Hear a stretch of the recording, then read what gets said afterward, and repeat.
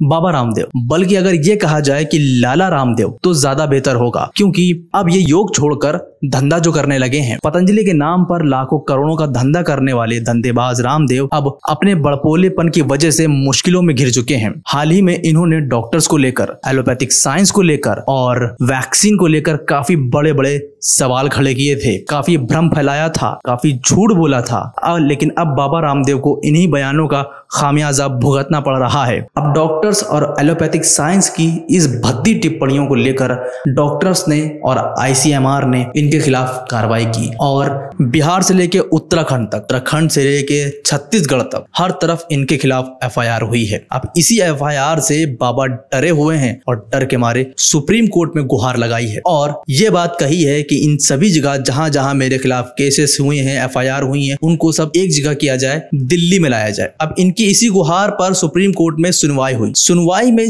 जो कुछ supreme court ने कहा वो काफी ध्यान देने वाली बात है। अगर उस पर इनके खिलाफ कार्रवाई होती है तो पक्का बाबा रामदेव लपेटे में आ जाएंगे। सुप्रीम कोर्ट के चीफ जस्टिस एन श्रीनिवासन ने बाबा रामदेव के वकील मुकुल नालंदा से कहा है कि बाबा रामदेव ने कहा क्या है, पूरा का पूरा वीडियो उसका रिकॉर्ड में लाया जाए, सुप्रीम कोर्ट में पेश किया जाए, जिसके बाद सुप्रीम कोर्ट उस वीडियो को देखेगा, जानेगा कि बाबा रामदेव ने क्या कहा है, कौन से आपत्तिजनक बातें एलोपैथिक साइंस को, डॉक्टर्स को और वैक्सीन के बारे में कही हैं। इसी के बाद बाबा रामदेव के वकील मुकुल नालंदा ने सुप्रीम कोर्ट से कहा है कि बाबा रामदेव ने व्हाट्सएप मैसेज पढ़कर सुनाया था, ना कि उन्होंने कोई डॉक्टर्स के बारे में अफवाह फैलाई थी या झूठ बोला था या आपत्तिजनक टिप्पणी की थी। अब अगर बाबा रामदेव के ये बयान एज इट इज पेश होते हैं और सही में जस्टिस होता है तो पक्का बाबा रामदेव लपेटे में आ जाएंगे। हम आपको कुछ अंश दिखाएंगे जिसमें बाबा रामदेव साफ साफ दिखाई दे रहे हैं कि उन्होंने एलोपैथिक साइंस को लेकर क्या बयान दिए थे। पहले उस वीडियो की बात करते हैं जो मुकुल नालंदा ने कहा है कि बाबा रामदेव ने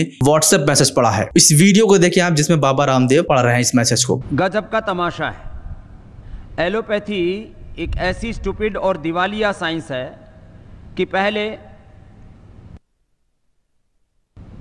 क्लोरोक्विन फेल हुई, फिर रेमडेसिविर फेल हो गई, फिर एंटीबायोटिक्स इनके फेल हो गए, फिर स्टेरॉइड इनके फेल हो गए, प्लाज्मा थेरापी के ऊपर भी कल बैन लग गया और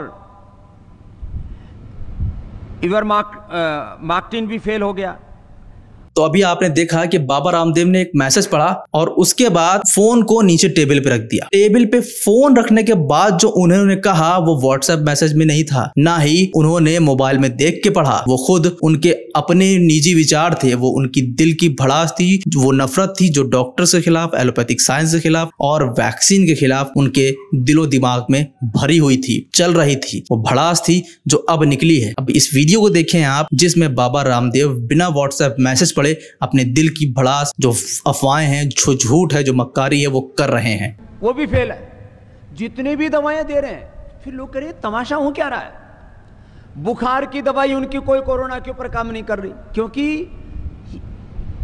आप बॉडी का टेम्परेचर उतार देते हैं। टेम्परेचर जिस कारण से आ रहा है, उस वायरस को, उस इन्फ्लेमेशन को, उस बैक्टीरिया को, उस जो है अलग उस फंगस को, जो भी अलग अलग प्रकार के इन्फेक्शन से जिस कारण से बुखार हो रहा हो, उसका निवारण तुम्हारे पास में है नहीं, तो कैसे ठीक करोगे। तो ये एक बयान था जिसके बारे में हमने आपसे कहा। तो देख लिया आपने कि किस तरीके से अगर ये एज इट इज बयान बाबा रामदेव का सुप्रीम कोर्ट में पेश होता है तो पक्का बाबा रामदेव लपेटे में आ जाएंगे। इनको बहुत बड़ा खामियाजा भुगतना पड़ेगा और बड़बोले बाबा बहुत तबीयत से लपेटे जाएंगे। अब इसी तरह का दूसरा बयान, जैसे सुप्रीम कोर्ट ने कहा है रिकॉर्ड में लाया जाए, एज इट इज पेश किया जाए बिना किसी छेड़खानी के, तो ये दूसरा वीडियो भी आप देख लें जिसमें योग करते करते आराम से बिस्तरे पे लेटे हुए ऐसे लग रहा था कोई मूवी देख रहे हैं बाबा, कोई सीन चल रहा है फिल्म का जो सुना रहे हैं। तो सुनिए और देखिए आप भी किस तरीके से बाबा रामदेव ने ये बात कही थी कि हजारों टीके लगवाने के बाद भी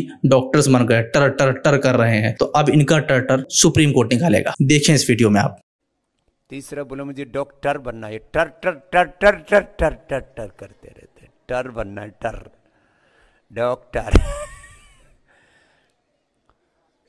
1000 डॉक्टर तो अभी कोरोना की डबल वैक्सीन लगाने के बाद मर गए। कल क्या समाचार है, कितने 1000 डॉक्टर डबल वैक्सीन लगाने के बाद भी मर गए, अपने आप को ही नहीं बचा पाई, वो कैसी डॉक्टरी। तो मैंने कहा डॉक्टर बनना है तो स्वामी रामदेव जैसा बन, जिसके पास में कोई डिग्री नहीं और सबका डॉक्टर है।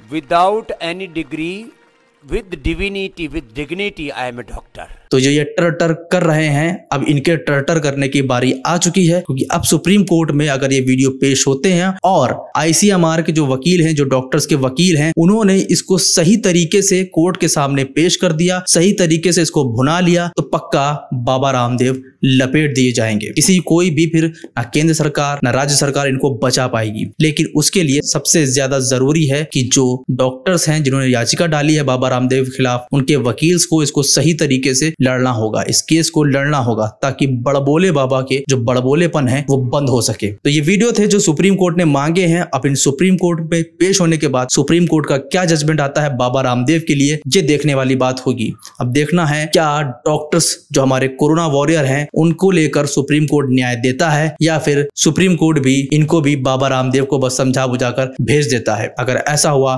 तो बाबा रामदेव की हिम्मत और बढ़ेगी, वो और इस तरह के बयान देते रहेंगे। आपका क्या कहना है इन सब के बारे में हमें कमेंट सेक्शन में जरूर बताएं।